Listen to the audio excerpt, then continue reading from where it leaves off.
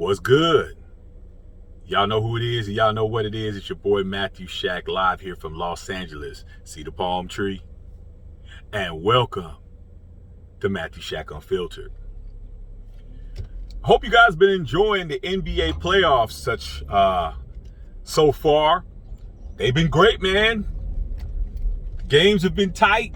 Buzzer beaters, nail biters, man. You know, it's been good to watch, man. It's been nice. Nice entertainment, man, on these games.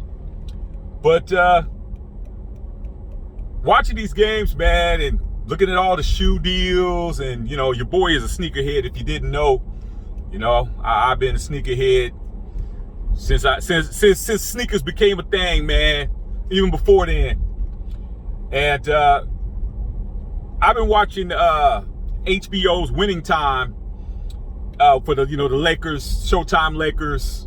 You know, John C. Reilly, you know, Isaiah Quincy, who, is Isaiah Quincy or Quincy Isaiah? I think it's Quincy Isaiah, I think is his name.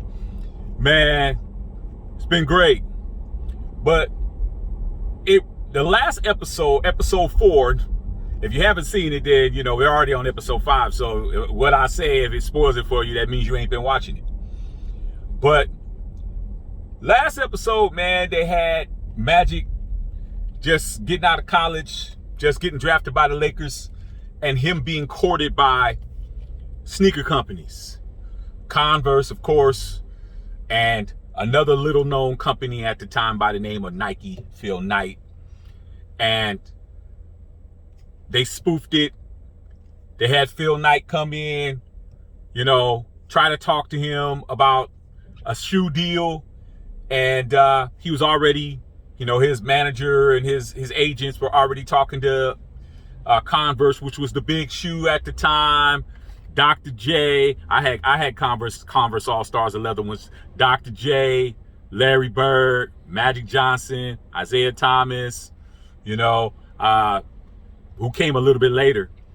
And they were the premier shoe company outside of Adidas. Adidas had Kareem and Marcus Johnson of the Marcus Johnson from the Bucks. He had a deal with them. A couple other cats. Nike, they only really had George Gervin. They didn't really have a shoe that was really out there yet. Air Force Ones didn't come out till 81, the next year. So you didn't have the Nike Air Force Ones. You're talking about 79, 80.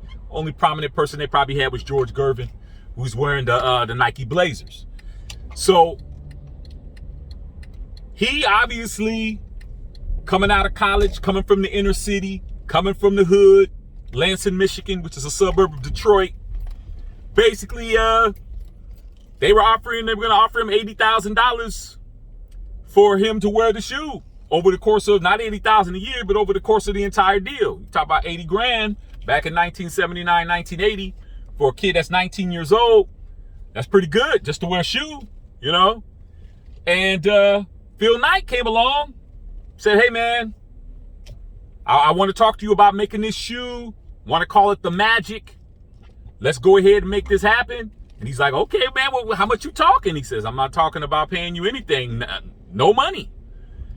What I'll do is I'll give you $1 a pair per shoe sold, and I'll give you stock.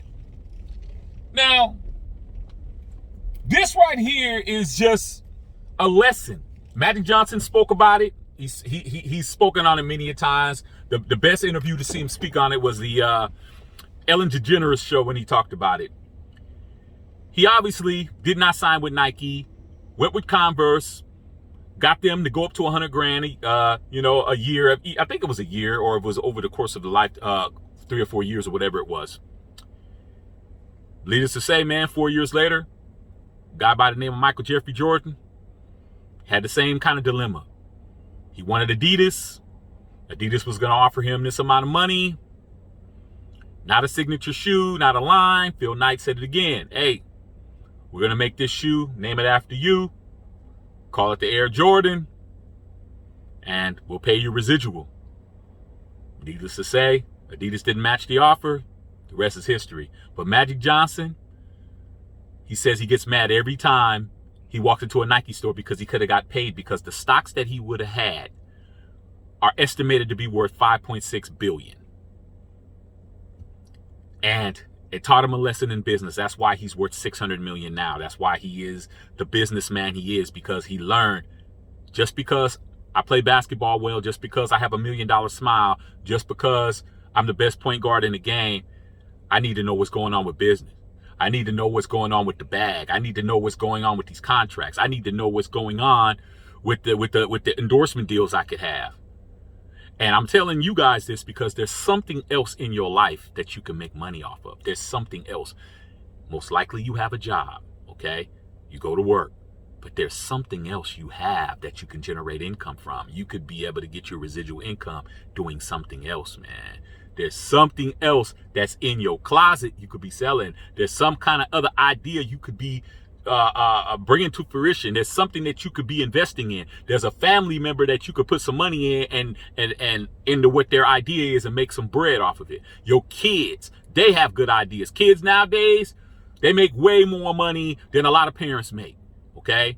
There was a time when I played video games, my mom said, you ain't gonna never make no money off of playing no video games as much as you do. You better get your ass in there and do that homework. Now, these kids can start a YouTube channel, make money, grading videos. They get paid from big companies like Riot Games to help develop video games, to help do the A&D on that, research and development, all that. Okay? All I'm saying is, Magic Johnson learned his lesson. 5.6 or 5.2 billion opportunity, he passed because he didn't know any better. There's something in your life that you can get a bag off of. Start looking for it, man, because one salary is cool, but multiple salaries are even better. Matthew Shack Unfiltered.